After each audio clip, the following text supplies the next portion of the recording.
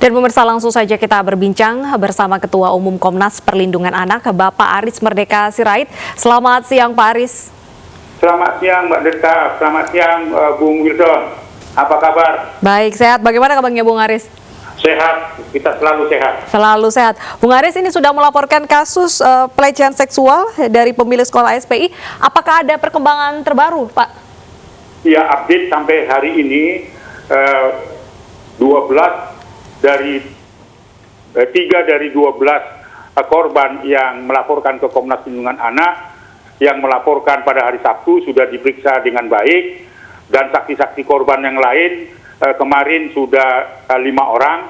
Hari ini direncanakan 4 orang lagi untuk menguatkan data-data informasi yang ada pada dokumen Komnas Perlindungan Anak dan pengalaman dari korban. Dan hari Jumat kita akan menghadirkan lagi bekerjasama dengan Polda Jatim saksi kunci yang berada di wilayah Jawa Timur, yang mudah-mudahan itu akan melengkapi data-data yang disampaikan oleh 3 korban dari 12 yang melapor pada hari Sabtu.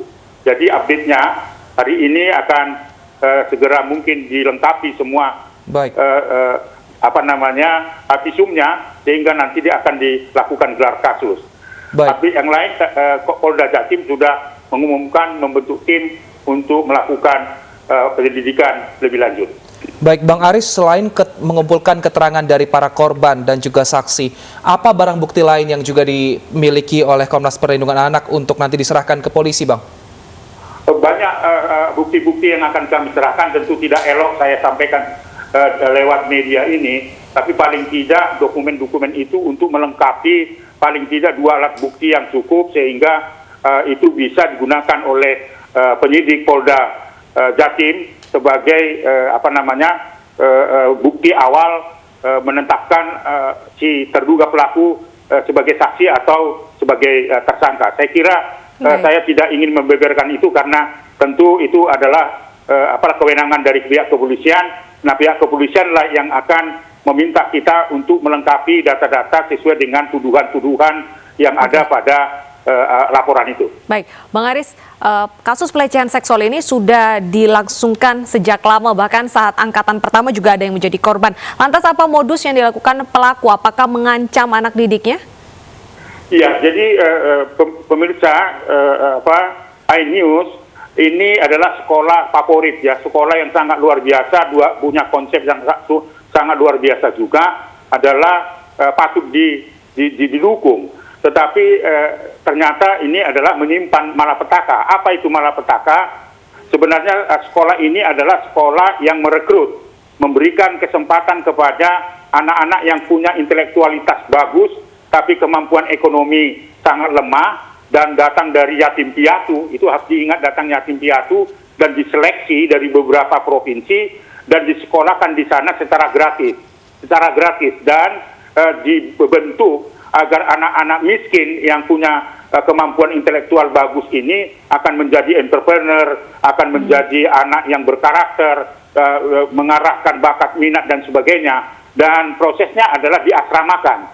Jadi secara gratis mereka diasramakan. Lalu kemudian setelah jam-jam sekolah, mereka itu diajar untuk mengelola unit-unit usaha yang tersedia di SPI itu.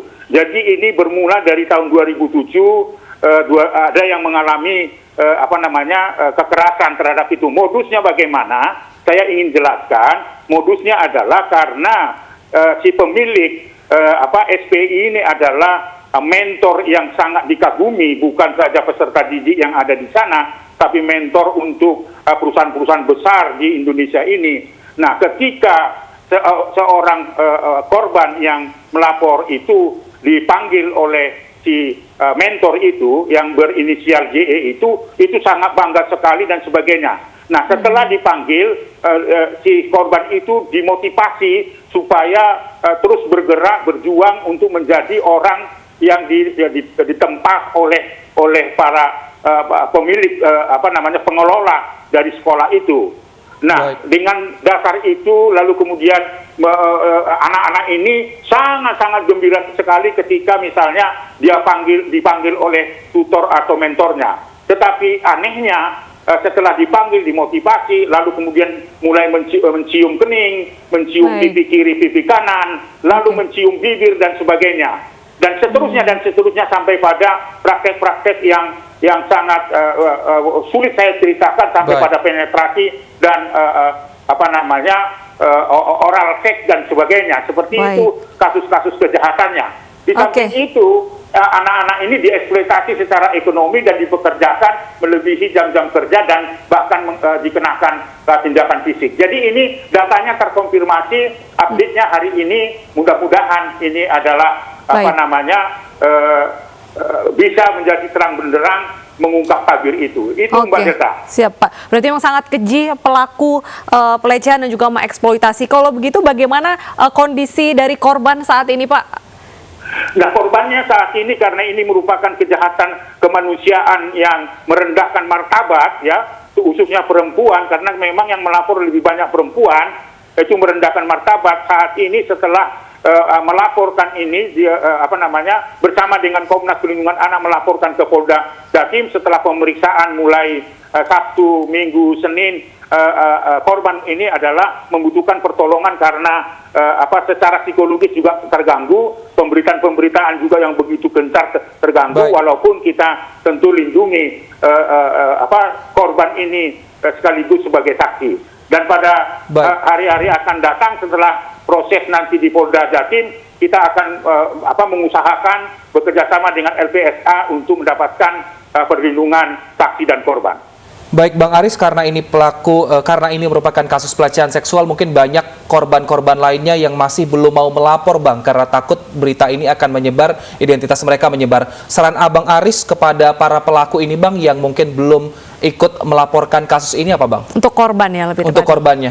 Iya, saya kira saya terima kasih dan salut kepada Polda Jatim setelah membuka online-nya. Online resmi ada 3 nomor itu dan sudah mulai masuk. Dan Komnas Perlindungan Anak juga membuka online itu dan beberapa kasus juga sudah masuk bagi anak-anak yang pernah pengalaman di SPI mengalami kejahatan seksual dan atau kejahatan ekonomi, eksploitasi ekonomi dan kejahatan fisik.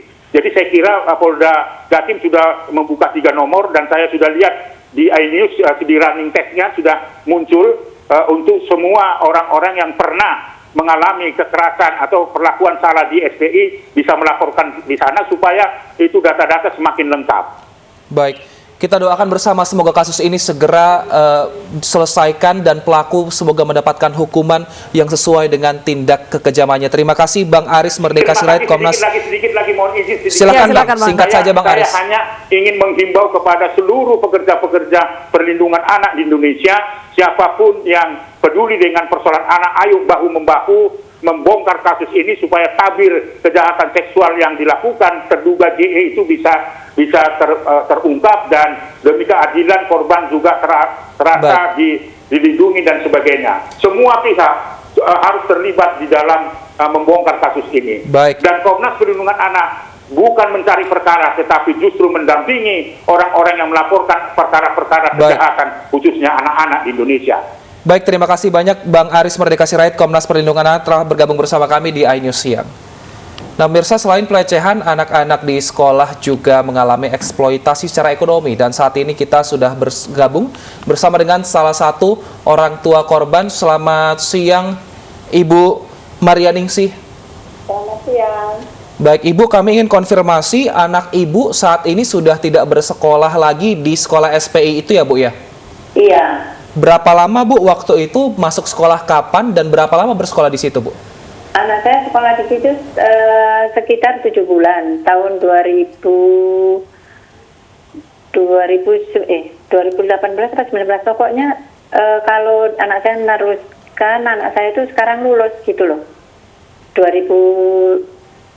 Baik, berarti sekolahnya hanya sekitar 7 bulan ya Bu ya. Kenapa akhirnya menarik anak Ibu dari sekolah itu dan kemudian memindahkan ke sekolah lain Bu?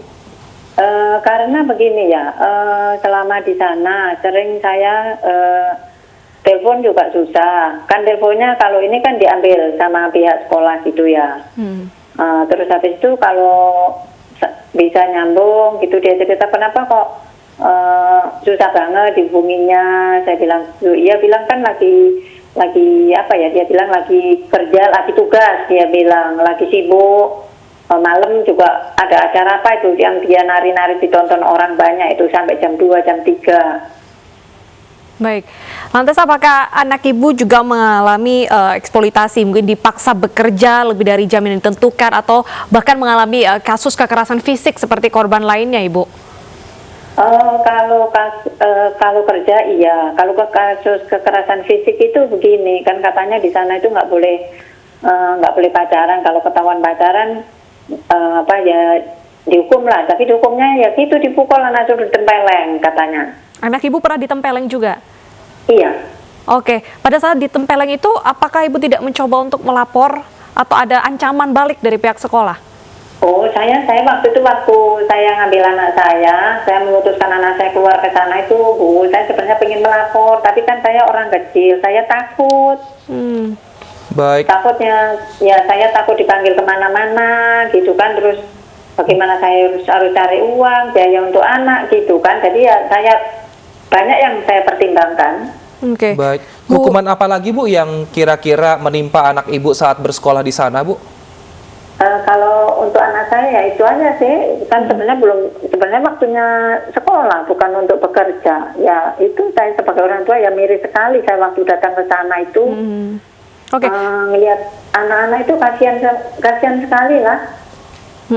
Untuk kita mendapatkan informasi, apakah benar anak ibu pernah dihukum berenang di danau? Pernah. Oke, itu kenapa, Bu? Itu sebuah hukuman yang tidak wajar menurut kami. Benar, itu karena bangun telat. Ya karena mereka kan tidurnya malam. Kelewat malam kadang jam 3, jam 4, kadang jam 3, jam 4 baru tidur. Ntar 4:30 harus bangun. Kalau telat ya begitu, dihukum. Baik. Bu, saat anak ibu mengundurkan diri, apakah dari pihak sekolah ini mempersulit atau mempermudah, Bu? Karena memang takut jika mundur nanti ternyata kasusnya malah melebar atau disebarkan kemana-mana, Bu. Anak saya bilang dipersulitnya itu, adik saya datang jemput anak saya itu jam 10 pagi sudah nyampe di sana. Sampai jam 4 sore baru bisa pulang. Pokoknya dipersulit lah. Baik. Baik, terima kasih Ibu Maria Ningsih. Ibu Maria Ningsih, saat ini Komnas Perlindungan Anak di Jawa Timur juga sudah membuka posko, maksud kami posko untuk pengaduan. Seperti itu, jika ada orang tua bisa menghubungi nomor mereka yang sudah disebar di berbagai sosial media. Mungkin Ibu bisa menjadi salah satu orang yang melaporkan, Bu, agar kasus ini segera terungkap dan juga nanti bukti-buktinya juga terkumpul bisa segera diproses sehingga diproses hukum nanti. Baik, terima kasih Ibu Maria Ningsih. Semoga putranya juga tetap sehat.